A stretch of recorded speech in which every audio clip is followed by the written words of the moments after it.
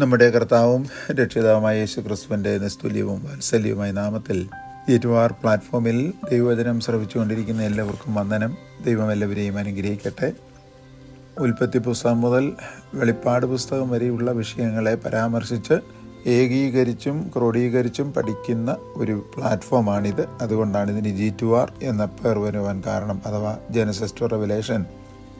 അല്പം കൂടെ തെളിയിച്ച് പറഞ്ഞാൽ, നിത്യത മുതൽ നിത്യത വരെ ഉള്ള വിഷയങ്ങൾ, നിത്യനല്ലാത്ത മനുഷ്യജീവിതത്തിന് നിത്യനായ ദൈവത്താൽ കൊടുത്തിരിക്കുന്ന ദൈവവചനം, നിത്യവചനം, ആ വിഷയത്തെ പരാമർശിച്ചാണ് നാം ദൈവവചനം പഠിച്ചുകൊണ്ടിരിക്കുന്നത്. പഴയ നിയമത്തിലെ 10 കൽപ്പനകളെയും ക്രോഡീകരിച്ചുകൊണ്ട് ദൈവപുത്രനായ ക്രിസ്തുയേശു ദൈവസഭയ്ക്ക്, അഥവാ രാജകീയ പുരോഹിത വർഗത്തിന് ആ കൽപ്പനകളെ മുഴുവൻ ഒന്നാക്കി രത്നച്ചുരുക്കമായി നൽകിയിരിക്കുന്ന വിശുദ്ധ ദൈവവചനം പ്രസംഗിച്ച് കേട്ടത് തൻ്റെ ഇഷ്ടശിഷ്യന്മാരിൽ ഒരുവനായിരുന്ന യോഹന്നാൻ അതേപടി പകർത്തി എഴുതിയ വാക്യമാണ് യോഹന്നാൻ എഴുതിയ സുവിശേഷം 13-ാം അധ്യായം 34-ാമത്തെ വാക്യം. നിങ്ങൾ തമ്മിൽ സ്നേഹിപ്പീൻ എന്ന പുതിയ കൽപ്പന ഞാൻ നിങ്ങൾക്ക് തരുന്നു. അതുകൊണ്ട് പഴയത് നീങ്ങിപ്പോയെന്നല്ല, പുതിയത് വന്നപ്പോൾ പഴയത് നിവർത്തീകരിക്കപ്പെട്ടു എന്ന് മാത്രം. ആ സ്നേഹത്തെ സംബന്ധിച്ച് അപ്പസ്തലന്മാർ പൗലോസും പത്രോസും വളരെ വ്യക്തമായി തിരുവചനത്തിൽ അവരുടെ ലേഖനങ്ങളിൽ കൂടെ ദൈവസഭയ്ക്ക് നൽകിയിട്ടുണ്ട്. ആ വിഷയത്തെ സംബന്ധിച്ച്, അഥവാ സ്നേഹത്തെ സംബന്ധിച്ച്, വിശുദ്ധ അപ്പസ്തലൻ യോഹന്നാൻ തന്നെ തൻ്റെ 3 ലേഖനങ്ങളിലും കൂടി എഴുതിയിരിക്കുന്ന 26 വിഷയങ്ങളെക്കുറിച്ചാണ് കഴിഞ്ഞ ദിവസം നാം വിചിന്തനം ചെയ്തത്. 27ാമത് ദൈവകൽപ്പനകളെ അനുസരിച്ച് നടക്കുന്നത് തന്നെ സ്നേഹം. യോഹന്നാൻ്റെ 2-ാം ലേഖനം 6-ാമത്തെ വാക്യം. അടുത്തതായി, സ്നേഹം എന്ന പദത്തിന് വിവിധ അർത്ഥങ്ങൾ ഉണ്ട്. മലയാള ഭാഷയിലും സ്നേഹം എന്ന പദത്തിന് പല പര്യായ പദങ്ങൾ ഉണ്ടല്ലോ. അതുപോലെ വിശുദ്ധ വേദഗ്രന്ഥം എഴുതപ്പെട്ടിരിക്കുന്ന എബ്രായ ഭാഷയിലും അരാമ്യ ഭാഷയിലും, വിശേഷാൽ പുതിയ നിയമം കൂടുതൽ എഴുതപ്പെട്ടിരിക്കുന്ന ഗ്രീക്ക് ഭാഷയിലും സ്നേഹത്തിന് പല പര്യായ പദങ്ങളുണ്ട്. അവ എന്തൊക്കെയാകുന്നുവെന്ന് ഒന്ന് ശ്രദ്ധിക്കുന്നത് നന്നായിരിക്കും. 1, അവയിൽ പ്രഥമ സ്ഥാനത്ത് നിൽക്കുന്നത് ദൈവത്തിൻ്റെ സ്നേഹമാണ്. ദൈവസ്നേഹത്തിനുള്ള യവനപദം അഗാപ്പേ, AGAPE എന്നാകുന്നു. യോഹന്നാൻ എഴുതിയ സുവിശേഷം 3-ാം അധ്യായം 16-ാമത്തെ വാക്യം. ആ വാക്യത്തിലാണ് ദൈവം തൻ്റെ സ്നേഹത്തെ മാനവരാശിയോട് എങ്ങനെ, എതിനാൽ, എപ്രകാരം പ്രദർശിപ്പിച്ചിരിക്കുന്നു എന്ന് എഴുതിയിരിക്കുന്നത്. എന്നെ കേൾക്കുന്ന എല്ലാവർക്കും ആ വിശുദ്ധ വചനം മനഃപ്പാഠമാകുന്നു എന്ന് ഞാൻ വിശ്വസിക്കുന്നു. വിശുദ്ധ വേദപുസ്തകത്തിലെ 1000-ാമത്തെ അധ്യായമാണ് യോഹന്നാൻ്റെ സുവിശേഷം 3-ാമത്തെ അധ്യായം. ഇതൊക്കെ ആരും 1000-ാമത് വരണം എന്ന് കണ്ട് എഴുതിയതല്ല. അത് അങ്ങനെ തന്നെ ആകയാൽ അവർ അത് എഴുതി എന്ന് മാത്രം. അഗാപ്പെ എന്ന പദത്തിന് അന്തമില്ലാത്ത, അതിർത്തിയില്ലാത്ത, ആരംഭമില്ലാത്ത, അവസാനമില്ലാത്ത, വ്യവസ്ഥയില്ലാത്ത സ്നേഹം എന്നാകുന്നു അർത്ഥം. ആ വിഷയത്തെ സംബന്ധിച്ച് ദൈവപുത്രൻ തിരുവചനത്തിൽ കൂടെ തന്നൽകിയിരിക്കുന്നത്, നിങ്ങൾ ദൈവത്തെ സ്നേഹിച്ചിട്ടല്ല ദൈവം നിങ്ങളെ സ്നേഹിച്ചത്, ദൈവം നിങ്ങളെ സ്നേഹിച്ചതുകൊണ്ടാണ് നിങ്ങൾ ദൈവത്തെ സ്നേഹിക്കുന്നത്. അതിൻ്റെ മൂലകാരണം പിതാവ് തൻ്റെ ഏകപുത്രനായ യേശുവിനെ നമുക്ക് വേണ്ടി പ്രായശ്ചിത്തമാകുവാൻ ഏൽപ്പിച്ചു തന്നു എന്നുള്ളത് തന്നെ. 2-ാമത്തെ പദം സഹോദര സ്നേഹം അത്രേ. അതിന് യവന ഭാഷയിൽ ഫിലേയോ, PHILEO എന്ന പദമാണ് കൊടുത്തിരിക്കുന്നത്. റോമർക്കെഴുതിയ ലേഖനം 12-ാം അധ്യായം 10-ാമത്തെ വാക്യവും തെസലോനിക്കരുടെ 1-ാം ലേഖനം 4-ാം അധ്യായം 9-ാമത്തെ വാക്യവും എബ്രായർക്കെഴുതിയ ലേഖനം 13-ാം അധ്യായം 1-ാമത്തെ വാക്യത്തിലും ഈ സഹോദര സ്നേഹത്തെക്കുറിച്ച് വളരെ വ്യക്തമായി പൗലോസ് തന്നെ എഴുതിയിട്ടുണ്ട്. ഇവിടെയെല്ലാം മലയാള ഭാഷാന്തരത്തിൽ കാണുന്ന സഹോദരപ്രീതി എന്ന പദം ആകുന്നുവെങ്കിലും ഇംഗ്ലീഷ് ഭാഷയിൽ കാണുന്നത് ബ്രദർലി ലവ് എന്ന് തന്നെയാകുന്നു. ഒരു സഭയിൽ എത്ര പേരുണ്ടെങ്കിലും, ആ പ്രസ്ഥാനത്തിൽ എത്ര സഭകളുണ്ടെങ്കിലും, ഒരേ രീതിയിലുള്ള എത്ര സഭകൾ ലോകത്തിൻ്റെ ഏത് ഭാഗങ്ങളിലുണ്ടെങ്കിലും അവരുടെ എല്ലാം നടുവിൽ വ്യാപരിക്കുന്ന സ്നേഹം അമ്മ പെറ്റ മക്കളുടെ നടുവിലുള്ള സ്നേഹത്തേക്കാൾ ഉപരിയായ സ്നേഹമാണ്. അതുകൊണ്ടാണ് ആ പദത്തിന് ഫിലയോ അഥവാ സഹോദര സ്നേഹം എന്ന് പറയുവാൻ കാരണം. മൂന്നാമത്തെ പദം മനുഷ്യ സ്നേഹം. മനുഷ്യർ തമ്മിൽ ജാതി, മത, വർഗ, വർണ്ണ വ്യത്യാസം ഇല്ലാതെയുള്ള സ്നേഹം, മനുഷ്യ സ്നേഹം അഥവാ മനുഷ്യപ്രീതി. ഇംഗ്ലീഷിൽ ലവ് ഫോർ മാൻ, അതിൻ്റെ യവനപദം ഫിലാന്ത്രോപ്പിയ എന്നാണ്.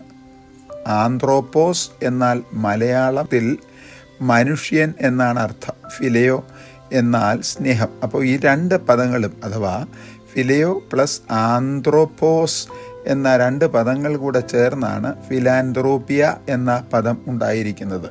തീത്തോസ് എഴുതിയ ലേഖനം 3-ാം അധ്യായം 4-ാമത്തെ വാക്യം. പൗലോസാണ് ആ ലേഖനവും എഴുതിയിരിക്കുന്നത്. 4-ാമത്തെ ശബ്ദം ലോകസ്നേഹം എന്നതത്രേ. Love of this world. ഫിലയോ പ്ലസ് കോസ്മോസ് അഥവാ ഫിലയോ തൗ കോസ്മോസ് എന്ന പദമാണ്. കോസ്മോസ് എന്നാൽ ലോകം എന്നും ഫിലയോ എന്ന് പറഞ്ഞാൽ സ്നേഹം എന്നും. ലോകത്തെ സ്നേഹിക്കുന്നു. ലോകസ്നേഹം ദൈവത്തോട് ശത്രുത്വമാണെന്ന് തിരുവചനത്തിൽ എഴുതിയിട്ടുണ്ടല്ലോ. യാക്കോബ് തൻ്റെ ലേഖനത്തിൽ 4-ാം അധ്യായം 4-ാമത്തെ വാക്യത്തിലാണ് ലോകസ്നേഹം എന്ന പദം ഉപയോഗിച്ചിരിക്കുന്നത്. 5-ാമത്തെ പദം ശത്രുക്കളെ സ്നേഹിക്കുക, ശത്രുസ്നേഹം. Love your enemy. അത് ദൈവപുത്രൻ തന്നെ പറഞ്ഞതാണ്.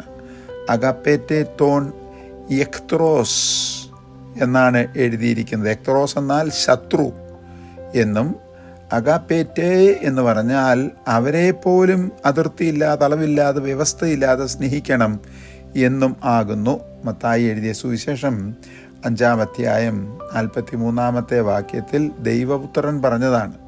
ശത്രുക്കളെ നിഗ്രഹിച്ച് കളയണം എന്ന് മറ്റ് പല മതങ്ങളും വളരെ ശക്തിയോടുകൂടെ പഠിപ്പിക്കുകയും അത് പ്രാവർത്തികമാക്കുവാനായി രാഷ്ട്രീയക്കാർ പോലും രാപകൽ ഊടാടിക്കൊണ്ടിരിക്കുമ്പോൾ ശത്രുക്കളെ സ്നേഹിക്കണം എന്ന് പറഞ്ഞിരിക്കുന്ന ഒറ്റ പുസ്തകം വേദപുസ്തകമാണ്. അത് പഠിപ്പിച്ച ഒറ്റ ദൈവം നമ്മുടെ രക്ഷകനായ ദൈവപുത്രനും ആകുന്നു. 6-ാമത്തെ പദം അയൽക്കാരനെ സ്നേഹിക്കുക എന്നത്രേ. Love your neighbour. അഗാപ്പേറ്റെ ടോൺ പ്ലേസിയോൺ. പ്ലേസിയോൺ എന്ന് പറഞ്ഞാൽ അടുത്തുള്ളവൻ. അഗാപ്പേറ്റെ എന്ന് പറഞ്ഞാൽ സ്നേഹിക്കുക, അടുത്തുള്ളവനെ, വീടിന് തൊട്ടടുത്തുള്ളവരെ, എല്ലാവരെയും സ്നേഹിക്കുക. അങ്ങനെയുള്ള സ്നേഹം വന്നാൽ അയൽവഴക്കും അടുത്ത് താമസിക്കുന്നവർ തമ്മിലും ഉള്ള വഴക്കുകൾ എന്നേക്കുമായി മാറും. മത്തായി എഴുതിയ സുവിശേഷം 5-ാം അധ്യായം 43-ാമത്തെ വാക്യം. യേശുക്രിസ്തു എന്ന നമ്മുടെ ദൈവപുത്രൻ അഥവാ നമ്മുടെ ശ്രേഷ്ഠ മഹാപുരോഹിതൻ സ്വയം നമ്മളോട് ഉപദേശിച്ചിരിക്കുന്ന ദൈവവചനമാകുന്നു സ്നേഹത്തിൻ്റെ പര്യായ പദമാകുന്ന 6-ാമത്തെ പദം. 7-ാമത്തേത് കാണുന്ന പദം ഭാര്യയെ സ്നേഹിക്കുക. അതുപോലെ എതിർപദത്തിൽ ഭർത്താവിനെ സ്നേഹിക്കുക. Love your own wife and love your own husband.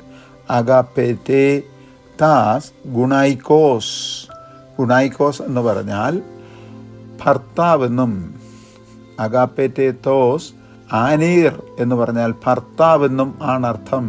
ഭാര്യ ഭർത്താവിനെയും ഭർത്താവ് ഭാര്യയെയും സ്നേഹിച്ചാൽ കുടുംബകലഹം, ഭാര്യ ഭർത്തൃകലഹം, ഡിവോഴ്സ്, വിവാഹമോചനം, ഭാര്യ ഭർത്താവിനെ അടിക്കുക, തിരിച്ച് ഭാര്യ ഭർത്താവിനെ അടിക്കുക എന്നുള്ളതായ ദുഷ്ട സ്വഭാവങ്ങൾ ആരിലും ഉണ്ടാകയില്ല. അതുതന്നെയാണ് വിശുദ്ധ പൗലോസ് എഫെസർക്ക് എഴുതിയ ലേഖനം 5-ാം അധ്യായം 25-ലും 28-ലും എഴുതിയിരിക്കുന്നത്. 9-ാമത്തെ പര്യായപദം കാമുകി കാമുകന്മാർക്കിടയിലുള്ള താൽക്കാലിക വികാര കാമസ്നേഹത്തെയാണ്. അതിന് കൊടുത്തിരിക്കുന്ന പദം എറോസ്, EROS എന്ന് പറയുന്നു. വീർപ്പുമുട്ടി വലിയ രീതിയിലൊക്കെ കാര്യങ്ങൾ പറഞ്ഞ് ഇല്ലാത്തതുള്ളതായും ഉള്ളത് ഇല്ലാത്തതായും വശീകരിച്ച് സ്നേഹിക്കുന്ന സ്നേഹം, അതാകുന്നു ഇറോസ് എന്ന പദം. ഉത്തമഗീതം 2-ാം അധ്യായം 4-ാമത്തെ വാക്യത്തിൽ ആ പദമാണ് ഉപയോഗിച്ചിരിക്കുന്നത്. 9-ാമത്തെ പദം സഹോദര സ്നേഹം, കൂടപ്പിറപ്പുകൾ തമ്മിൽ സ്നേഹിക്കുന്ന സ്നേഹം, ഒരു ഉദരത്തിൽ നിന്ന് ജനിച്ചിരിക്കുന്ന സഹോദരങ്ങൾ തമ്മിൽ സ്നേഹിക്കുന്ന സ്നേഹം. ഫിലെയോ എന്ന പദം ആണ് അവിടെ ഉപയോഗിച്ചിരിക്കുന്നത്, PHILEO. അഡൽഫോസ് എന്ന പദവും ഇതിനുപയോഗിക്കുന്നുണ്ട്. ഒരേ ഉദരത്തിൽ നിന്ന് ജനിച്ചവർ എന്നാണ് അതിനർത്ഥം. യോഹന്നാൻ എഴുതിയ സുവിശേഷം 3-ാമത്തെ അധ്യായം 34-ാമത്തെ വാക്യം. 10-ാമത്തെ പദം ഭാര്യാഭർത്താക്കന്മാർക്കിടയിലുള്ള സ്നേഹത്തെ കാണിക്കുന്നു. അതിന് കൊടുത്തിരിക്കുന്നത് സ്ട്രോഗോസ്, STROGOS എന്ന പദമാണ്. വീണ്ടും എഫെസർക്ക് എഴുതിയ ലേഖനം 5:25. ആ സ്നേഹത്തിൽ കൂടെയാണ് പുത്രീപുത്ര ജനനം ഉണ്ടാകുന്നത്. സാധാരണ ഭവനത്തിലിരിക്കുമ്പോഴുള്ള സ്നേഹമല്ല ഈ സ്ട്രോഗോസിലുള്ളത്, ഭാര്യഭർത്തൃ ബന്ധം. അതിനെക്കുറിച്ച് ആഴമായി അനുഭവമുള്ളവർ മനസ്സിലാക്കട്ടെ. ഇവിടെ ഈ പരസ്യമായ വിഷയത്തിൽ അത് വ്യക്തമാക്കേണ്ട ആവശ്യം ഇല്ല. 11-ാമത്തെ പദം പണത്തോടുള്ള സ്നേഹമാണ്, ലവ് ഓഫ് മണി. അതിന് കൊടുത്തിരിക്കുന്ന യവന പദം ഫിലാർഗൂറിയ. ആർഗൂറിയ എന്ന് പറഞ്ഞാൽ വെള്ളിപ്പണം, ക്രിസോസ്റ്റം എന്ന് പറഞ്ഞാൽ സ്വർണനാവ്, ക്രൂസിയോൺ എന്ന് പറഞ്ഞാൽ സ്വർണപ്പണം, ഫിലെയോ എന്ന് പറഞ്ഞാൽ സ്നേഹം. അപ്പം ഫിലെയോ, ആർഗൂറിയ എന്ന് രണ്ടും കൂടെ ചേർക്കുമ്പോഴാണ് ദ്രവ്യസ്നേഹം വരുന്നത്. തിമോഥെയോസിൻ്റെ 1-ാം ലേഖനം 6-ാം അധ്യായം 10-ാമത്തെ വാക്യം. ഈ സ്നേഹമാണ് സകലവിധ ദോഷങ്ങൾക്കും കാരണം എന്ന് ദൈവവചനത്തിൽ എഴുതിയിട്ടുണ്ടല്ലോ. പിടിച്ചുപറി, മോഷണം, കൊള്ള, കള്ളത്തരം, വഞ്ചന, ചതിവ്, ഇല്ലാത്ത കാര്യം ഉള്ളതാക്കി, ഉള്ള കാര്യം ഇല്ലാത്തതാക്കി, കാപട്യം കാണിച്ച്, നാട്യം കാണിച്ച്, വല്ല വിധേനയുമൊക്കെ പണം സമ്പാദിക്കുക, അതാകുന്നു ഫിലാർഗൂറിയ എന്ന പദത്തിൻ്റെ അർത്ഥം. അപ്പോൾ ഇതുവരെ സ്നേഹം എന്ന പദത്തിൻ്റെ പര്യായ പദങ്ങളായി 11 കാര്യങ്ങൾ നമ്മൾ കണ്ടു. അതിൽ 1 അഗാപ്പെ, 2 ഫിലെയോ, 3-ാമത്തേത് ഫിലാന്ത്രോപ്പിയ, 4-ാമത്തേത് ലോകത്തെ സ്നേഹിക്കുന്ന ഫിലെയോ തു കോസ്മോസ്, 5-ാമത്തേത് നമ്മളുടെ ചുറ്റുപാടും പാർക്കുന്ന വ്യക്തികൾ ശത്രുക്കളായാൽ അവരെ സ്നേഹിക്കുന്ന അഗാപ്പെ ടു എക്ത്രോസ്, 6-ാമത്തെ പദം അയൽക്കാരനെ സ്നേഹിക്കുക എന്ന് പറഞ്ഞാൽ ലവ് യുവർ എനിമി, അഗാപ്പെ തോൺ പ്ലേസിയോൺ, 7-ാമത്തേത് ഭാര്യയെ ഭർത്താവിനെയും ഭർത്താവ് ഭാര്യയെയും സ്നേഹിക്കുക, അഗാപ്പെ തോൺ ഗുണൈക്കോസ് അല്ലെങ്കിൽ അഗാപ്പെ തോസ് ആനീർ. 8-ാമത്തെ പദം കാമുകി കാമുകന്മാർ തമ്മിലുള്ള സ്നേഹം, താൽക്കാലികവും ജഡീകവുമായ സ്നേഹം എറോസ്. സഹോദര സ്നേഹം, കൂടപ്പിറപ്പുകൾക്കിടയിലുള്ള സ്നേഹം ഫിലെയോ. ഭാര്യാഭർത്താക്കന്മാർക്കിടയിൽ പുത്രസമ്പാദനത്തിനും പുത്രിസമ്പാദനത്തിനുമുള്ള സ്നേഹം, അതിനെ സ്ട്രോഗോസ് എന്ന് പറയുന്നു. എഫെസർക്ക് എഴുതിയ ലേഖനം 5:25. പണത്തോടുള്ള സ്നേഹം ലവ് ഓഫ് മണി, ഫിലാർഗൂറിയ. ഇത്രയും 11 പദങ്ങൾ നാം കണ്ടു കഴിഞ്ഞു. അടുത്തതായി നമ്മുടെ കർത്താവ് സ്നേഹം സംബന്ധിച്ചുള്ള ഒരേ ഒരു കൽപ്പനയിൽ, അതായത് നിങ്ങൾ തമ്മിൽ തമ്മിൽ സ്നേഹിപ്പീൻ, യോഹന്നാൻ 13:34, എ ന്യൂ കമാൻഡ്മെൻറ്റ്. കൈനേൻ എൻഡോലേൻ എന്ന പദമാണ് കൊടുത്തിരിക്കുന്നത്. കൈനേൻ എന്ന് പറഞ്ഞാൽ എപ്പോഴും പുതുതായി തോന്നും. ഇതേ പദപ്രയോഗമാണ് വെളിപ്പാട് പുസ്തകം 21-22 കാണുന്നത്. ഇതാ ഞാൻ സകലതും പുതുതാക്കുന്നു എന്ന ആ വിഷയത്തെ അടിസ്ഥാനമാക്കി പുതിയ യെരുശലേം എന്ന പദത്തിൽ കൂടെ വെളിപ്പെടുത്തുന്നത് നിത്യതയിൽ പ്രവേശിച്ചു കഴിഞ്ഞാൽ ഒരു നിമിഷം പോലും കണ്ടതിൻ്റെ രൂപം അടുത്ത നിമിഷത്തിൽ അത് മാറി പുതിയതായിക്കൊണ്ടേയിരിക്കും. പഴയ നിയമത്തിൽ മരുഭൂമിയിൽ ആയിരുന്ന ഇസ്രായേൽ ജനങ്ങൾക്ക് കൊടുത്തിരുന്ന 10 കൽപ്പനകളിലും പുറപ്പാട് പുസ്തകം 20-ാം അധ്യായം 1 മുതൽ 17, ആവർത്തന പുസ്തകം 5-ാം അധ്യായത്തിൻ്റെ 6 മുതൽ 20 അതിൻ്റെ അനുബന്ധ കൽപ്പനകളിലും അടങ്ങിയിരിക്കുന്ന നാനാവിധ കൽപ്പനകളും അതിശയമാമിതം ഉൾപ്പെടുത്തപ്പെട്ടിരിക്കുന്നു. അത് എങ്ങനെയെന്ന് നോക്കുക. അവിടെ സ്നേഹിക്കുക, ഇംഗ്ലീഷിൽ ലവ് എന്ന കൽപ്പനയ്ക്ക് കൊടുത്തിരിക്കുന്ന പദം അഗാപ്പേറ്റ എന്ന ദിവ്യവും നിത്യവുമായ വ്യവസ്ഥകൾ ഒന്നുമില്ലാത്ത ദൈവത്തിൻ്റെ സ്നേഹം എന്ന് തന്നെയാകുന്നു.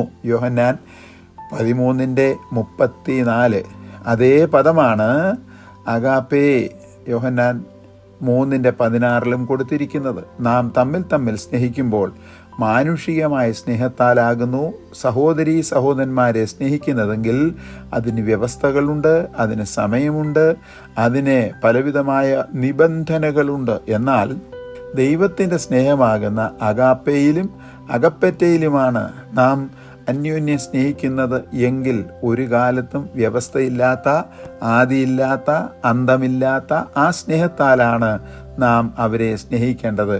അഥവാ ദിവ്യവും നിത്യവുമായ വ്യവസ്ഥകൾ ഒന്നുമില്ലാത്ത ദൈവത്തിൻ്റെ സ്നേഹം എന്ന് തന്നെയാകുന്നു യോഹന്നാൻ്റെ സുവിശേഷം 13:34 കാണുന്നത്. അവിടെ ശ്രദ്ധേയമായ വേറൊരു ധ്വനി മുഴങ്ങുന്നുണ്ട്. അത് ഞാൻ നിങ്ങളെ സ്നേഹിച്ചതുപോലെ എന്നത്രേ. അതിൻ്റെ അർത്ഥം എന്താകുന്നുവെന്ന് തിരുമേശ ശുശ്രൂഷയുടെ ആരംഭത്തിൽ തന്നെ ദൈവപുത്രൻ വ്യക്തമാക്കി. അതുകൂടി ശ്രദ്ധിക്കുന്നത് ആയിരിക്കും നല്ലത്. തനിക്കുള്ളവരെ സമുദ്രത്തിൽ നിന്ന് കരയിലേക്ക് മറിഞ്ഞ് അലയടിച്ചുയർന്ന് താണും പൊങ്ങിയും പോവുകയും വരികയും ചെയ്യുന്ന ചെറിയതും വലിയതുമായ തിരമാലയെപ്പോലെയല്ല ദൈവം തൻ്റെ പുത്രന്മാരെയും പുത്രിമാരെയും സ്നേഹിച്ചത്. ആ സ്നേഹത്താൽ നമുക്ക് അന്യോന്യം സ്നേഹിക്കാം. ദൈവം നമ്മെ അനുഗ്രഹിക്കട്ടെ.